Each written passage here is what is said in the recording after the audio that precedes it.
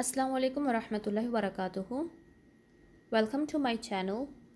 If you are new to my channel, please don't forget to subscribe in order to stay updated with new videos, inshallah. So let's start. Today we're going to be doing about Tajweed. Of course, we are going to be studying about this, inshallah, in future videos. And I am just going to tell you the basic things about Tajweed, or in other words, I will give you an introduction to what Tajweed is. So the source of this text is also listed below, in the website underneath the title, as you can see here. And I got this information from this website. If you want to study more in depth about Tajweed and read on about it, you can just visit this site. Inshallah, we will start now. Bismillahir Rahmanir Rahim. Let's look at some of the principles of Tajweed. Its definition. It means if the linguistic definition is betterment. Yani if you make something better, you improve something, yes. So that's the linguistic definition. And the applied definition in terms of when it is applied to Tajweed and the Quran. So what does it mean then? Yeah. So let's look at this. It means articulating. Yani when you articulating basically means when you pronounce certain letters from certain places in your throat or mouth or something like that. So it's articulating every letter from its articulation point. Okay, and giving the letter its rights and dues of characteristics. So each letter, Arabic letter, has its characteristics, which we will be studying about, inshallah. And each letter has its own rights. Not all letters are the same. For example, the letter ta and the ta. So ta is a light letter, ta is a heavy letter, right?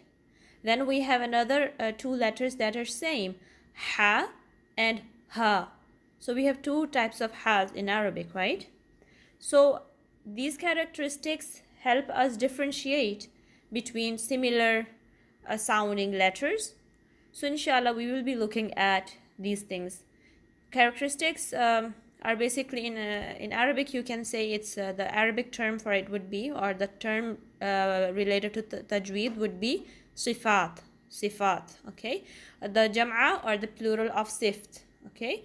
Characteristic, traits, attributes of the letters, okay? So the applied definition is articulating every letter from its articulation point and giving the letter its rights and dues of characteristics. Rights of the letters are its required characteristics that never leave it. So these characteristics are like the permanent makeup of that letter, so they don't leave it, okay?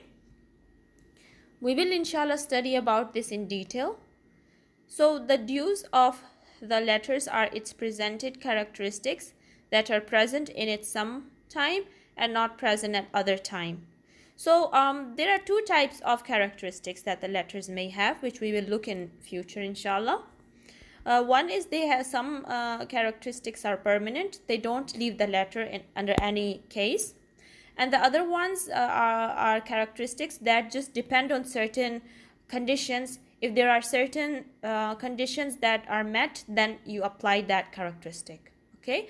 For example, the mad, which is when you make the letter longer. So if you have the mad letter after fatha, dhamma, kasra, okay, then you make the letter longer. Inshallah, we will look at it in more detail. Then we have idgham. It's also one of the rules that has its own requirements. So after certain letters, certain other letters appear, then you do this idgham. Inshallah, we will be looking at it with examples and with examples from the recitation of a reciter, inshallah. So this was the definition, okay, the linguistic and applied. Now let's look at its formation. The words of the glorious Quran, and some said honorable hadith also. So where do we get this concept from? It's basically So there are some words from the Holy Quran, okay, and from the ahadith. We will look at it more detail, inshallah. I mean the exactly which verses talk about the tajweed and which hadith talks about it. So basically, we will be looking at some of the precise verses and ahadith related to this topic in future, inshallah. Let's look at its fruits. What will we get by learning tajweed? Basically, it is preserving the tongue, okay, from mistakes in pronunciation of the glorious Quran during reading. So like learning tajweed helps us get rid of the mistakes that we might not be aware that we are making while we're reciting the Quran. So it helps preserve the tongue from making mistakes, okay? And the Quran then is recited in a perfect manner, how it should be recited. Let's look at reasons for its rules. We have to learn the rules. So, guarding the glorious Quran and preserving it from distortion, okay? The Arabs mixed with non-Arabs after the spread of Islam, and the Muslims feared that the Arab tongue would become corrupted with its intermixing. It then became mandatory for rules to be put down that would preserve the recitation of the Quran from mistakes and guarantee the reader of the Quran integrity of pronunciation. Okay, so it's basically to just guard the rules that were originally present for the recitation of the Quran. So it's in order to preserve those that type of recitation in which the Quran was originally revealed in. So that's why for us we need to learn the tajweed. We have to learn the rules in order to correctly recite the Quran, because many of us, Arabic is not our first language. So it's good that we learn the proper recitation, proper pronunciation of each and every letter of the Quran. Let's look at its principles. What are we going to be doing? So the knowledge of tajweed is contingent on 4 matters. Number 1, knowledge of the articulation points of the letters. Articulation points are those points where the letters come from. Some letters come from the throat, some come from using the tongue, when tongue is placed in certain angles, certain positions, and so on, which we will be inshallah looking in detail in future. Also, some letters have certain things that we need to bear in mind while we are pronouncing them.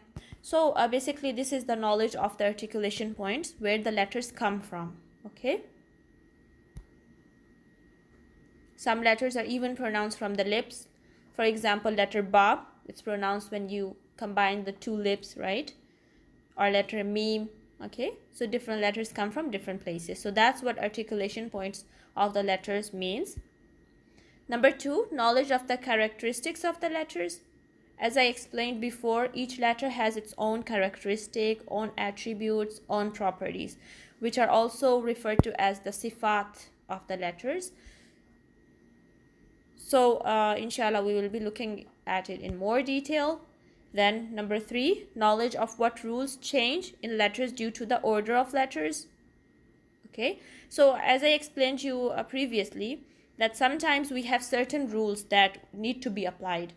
For example, if there is a noon sakin, then after that if certain letters come, then we do a certain thing, we recite it in a certain way.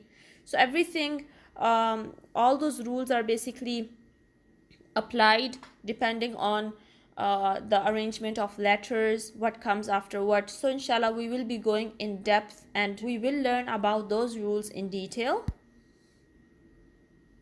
Number 4, of course, after learning about the rules, we need to be able to practice. So this is what number 4 is saying, that you have to exercise the tongue and do a lot of repetition, because once you learn, you have to practice it. Otherwise, it will be difficult for you to pronounce those letters. So in order to be able to pronounce those letters in a correct manner, you have to practice a lot. So this is the 4th thing. Jazakallah khair for listening to me. I hope you understood what was talked about, and I hope you just got the basic idea of what Tajweed is and why we have to learn it. So inshallah, I will see you in another video where we will be doing a new topic, inshallah. Jazakumullah khair.